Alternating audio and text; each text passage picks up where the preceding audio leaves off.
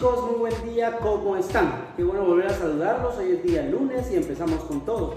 Quisiera hoy solamente hablarles un poquito de un valor importante que es el valor de la honestidad. Prácticamente la honestidad tiene que ver mucho con la transparencia, cómo nosotros podemos no ocultar cosas, pero no debemos solamente no ocultar cosas a las demás personas, sino que también debemos de ser honestos con nosotros mismos, saber qué debilidades tenemos, cuáles son nuestros fracasos, nuestros errores y por supuesto sobreponernos a ellos sin pensar que no somos seres humanos y que lo podemos todo, ¿verdad? Debemos ser muy honestos, pero también sabiendo de que es bueno ser honesto con las demás personas. Muy bien, hoy en día quisiera hablarles un poco acerca de la demografía. Para eso voy a utilizar tres inteligencias que son la lógica, la intrapersonal y la interpersonal. Por supuesto, ustedes sabrán que la demografía es la ciencia que tiene que ver directamente con las estadísticas que marcan a la población y qué características tienen estas poblaciones o población determinada. A lo largo del tiempo el ser humano ha venido en dos estados, ¿verdad? Ha venido de ser nómada a ser sedentario, y algunos que eran sedentarios han venido a ser nómadas, ocupando todos los territorios, viajando de un lugar a otro y por supuesto consumiendo los productos o los recursos que la naturaleza les puede proveer. Entonces, para esto es que la demografía utiliza algunas fuentes. En el caso de las fuentes demográficas podemos hablar de algunas que son los censos de población, que van a determinar cuánta población hay en una región.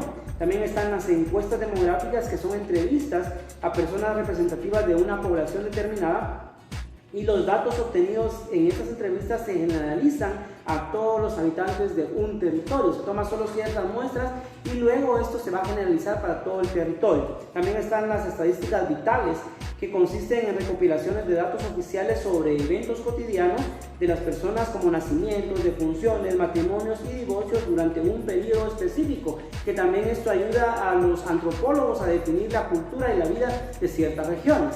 Por otro lado tenemos los indicadores demográficos, que prácticamente ya lo hemos visto alguna vez, tienen que ver con las tasas de natalidad, la tasa de mortalidad y la esperanza de vida al nacer, es decir, cuántos nacen en una ciudad, cuántos mueren en esa ciudad y por qué mueren, por supuesto, y también la esperanza de vida, que tiene que ver con la cantidad de años que vive una población en determinado lugar. Esos indicadores nos van a decir qué tanto ha desarrollado una nación y por supuesto dónde se debe de mejorar para que ésta desarrolle de una manera plena. Por otro lado tenemos la diversidad de la población, que consiste en ver cómo es que cada uno de nosotros somos únicos, auténticos y diferentes, y que debido a nuestras diferentes características también debemos de encontrar diferentes formas de convivir. Y también tenemos acá las diferencias según el sexo y la edad, que nos van a determinar no solo las características, sino que realmente cómo se muestra una población más joven y cómo se muestra una población en edad más avanzada, y por supuesto qué repercusiones tiene la niñez en la sociedad, en este caso la sociedad guatemalteca. También la densidad de población es muy importante, porque los países van adquiriendo nuevas obligaciones.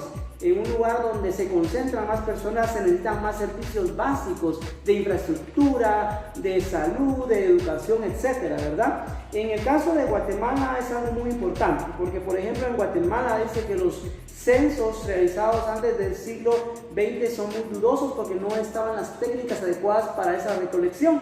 Y la dificultad del transporte y de la comunicación provocó la omisión de algunas poblaciones, no se podía llegar a esos poblados.